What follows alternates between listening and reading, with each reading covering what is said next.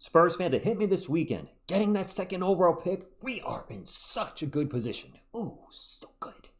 Go, Spurs, go, 'cause the Giants stay. What is up, San Antonio Spurs fans? Welcome to TSR Sports. I hope you had a great weekend. And man, it has been absolutely crazy since getting that second overall pick. The amount of rumors that we are hearing, trade for Giannis, some talks about trading Fox. I see some websites saying the Spurs should never have traded for Fox because they're going to draft Dylan Harper. Come on, that is hindsight 2020 to the extreme. And then some folks have been posting on this channel that Ron Harper has said he does not want Dylan Harper to play for the Spurs. I can't find that anywhere. I've seen Ron Harper has said playing with Wemby will be special. Something along the lines it'd be nice for the Nets or maybe the Knicks drafted him, but I can't find anywhere where he said he doesn't want him playing for the Spurs, that quote. So if it's out there, please let me know. I can't find it. And of course, the fit thing.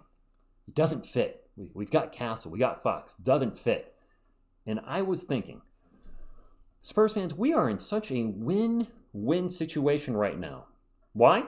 I'll talk about that in just a few moments. But first, let's talk about these two players. And we'll talk about De'Aaron Fox first because he is a Spur. And you look at his resume. De'Aaron Fox is not a chump. Top 30 NBA, arguably top 25 player in the NBA. One-time All-Star, 2023 Clutch Player of the Year, led the league in steals per game 2.0 in 2024, and multiple times in his career, he's averaged 25 points per game. That's a good player. All right, so let's do a little revisionist here. What did we trade for him? Because I actually wanted to look into this because we now have the lottery results. It's like, oh yeah, what did we trade for De'Aaron Fox? Remember when we traded for De'Aaron, we were all excited, like, man, we gave up much less than we thought. Well, here it is, pretty much, not officially, but we had a clearer picture of what we gave up. Zach Collins, who played well here and there in Chicago. I think he played fairly well as a starter, not so much as a backup. Trey Jones, who was playing really well in Chicago, and then he got hurt, and I think he missed the last few weeks. And City Sissoko, I don't even know what team he's on anymore. He bounced around quite a few times. It went to the Kings, Wizards? I don't know where City is at this point. Gave up the 2025 first-round pick that we had from the Bulls. I believe that was top 8 protected. That ended up falling in number 12. All right, that would have been an okay pick, I suppose. A 2025 first-round pick from the Hornets, which it was lottery protected. They are in lottery purgatory, it feels like, for forever. Our own 2027 first-round pick, the 2031 first-round pick we got from the Wolves when we traded Dilly, and then 3 second-round picks. I didn't feel like looking those up. I'm like, we have a million second-round picks. We gave up 3, whatever. So there's what we get up for De'Aaron Fox. Really good player, great player at times, a clutch player. That's what we give up. What about Dylan Harper? Let's take a look at Dylan Harper's resume. Kind of empty there, huh? Well, he's never played for the Spurs. He's never played in the NBA. He's never played a second in the NBA. All right, you're probably thinking, TSR, what is the point you're trying to make here? Dylan Harper, Dylan Harper, hopefully a good player. De'Aaron Fox, a good player. There's what we gave up for him. What's the point with the Dylan Harper stuff here? The best case scenario, Spurs fans. We draft Dylan Harper at second. The best case is that Harper becomes the guy. And he's a starter in year 3, maybe 2. Heck, maybe we see him start next season at some point. A lot of Spurs fans and websites that talk about, let's have, small ball plus 2 bigs. Wemby and another big. I don't know who that is. The Dancing Bear if we get him in free agency. It's Gershon Yabusele if you don't know. Or, and then we have Fox, Castle, and Harper. Well, it'll be actually Fox, Harper, Castle, 1, 2, 3. Okay.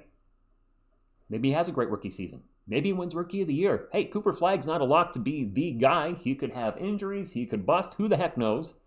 But if Harper, my point here is if Harper becomes the player that we're all hoping he can be, then our backcourt is Harper and Castle plus Wemby. Is that our next big 3?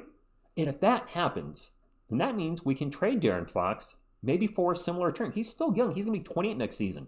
Maybe we trade him after 2 years, maybe 3. I don't know, but maybe one if things get crazy and we get a similar return, or maybe even better.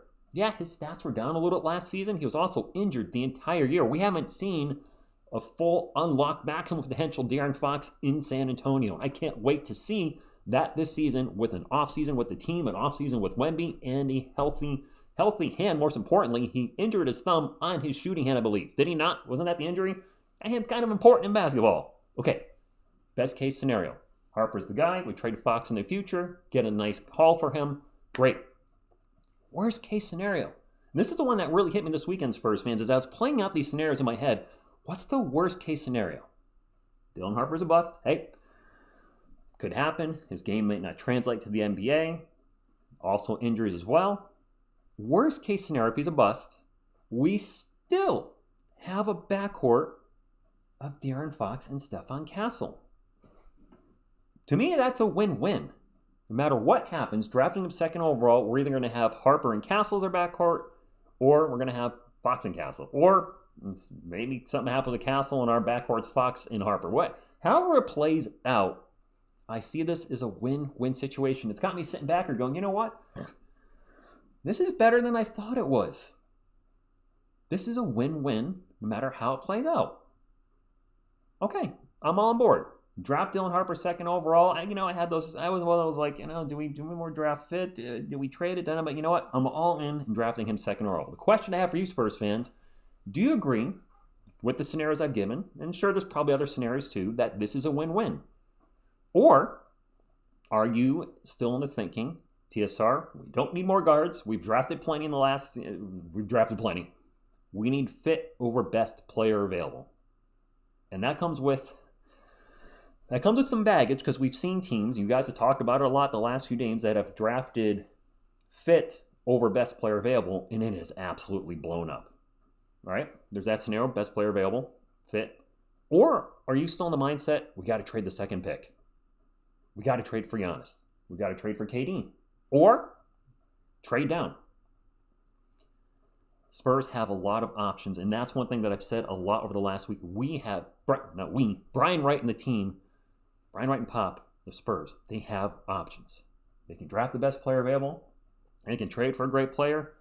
Who the heck knows? No matter what they do, I'm going to trust the process, as you guys say, and expect them to make the best decision for the team. Me personally, I think they're going to draft Dylan Harper, and I see De'Aaron Fox getting traded in 2 to 3 years. And we're going to get something good for him, and it's an exciting time to be a Spurs fan. So that's what I got on the Spurs. I do want a quick channel update. Some of you saw I uploaded a Yankee short last night. Hey, there they are, go Yankees. I'll try to do that when I can. I just happened to have the Subway Series on last night. I think it was on ESPN, and I caught that the bases were loaded. So I did film every one of Aaron Judge's pitches, and he ended up striking out. And I was not ready for the first pitch Bellinger grand slam. I barely got the record button in time, and the next thing I know, I'm like, oh my gosh, I guess I'm uploading this. And my play-by-play was just me acting crazy because I didn't really know what else to do at the moment.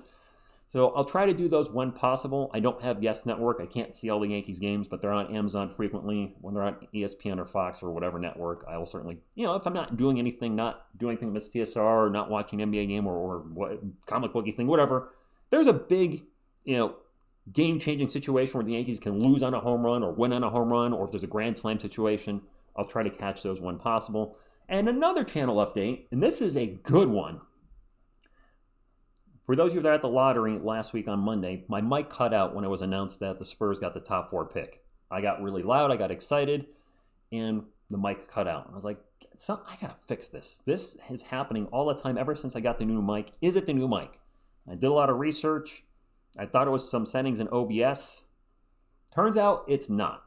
The reason the mic was cutting out was not the mic or OBS, which I recorded with. It was Windows 11.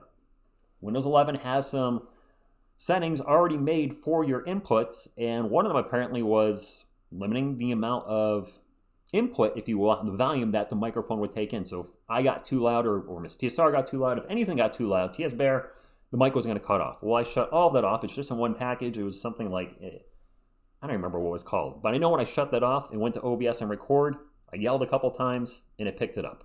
It distorted a little bit, but I was like, seriously? Windows 11? Really? That's all I got, Spurs fans. But I want to give you guys an update too, because I'm excited about not losing the audio during huge situations, game-winning threes, etc. And then you guys are sitting me that just looks ridiculous. So like, comment, subscribe, all that good stuff. Really curious on your thoughts on the scenarios I played out. Do you agree? Disagree? Thank you, and as always, go Spurs, go. Go Spurs, go.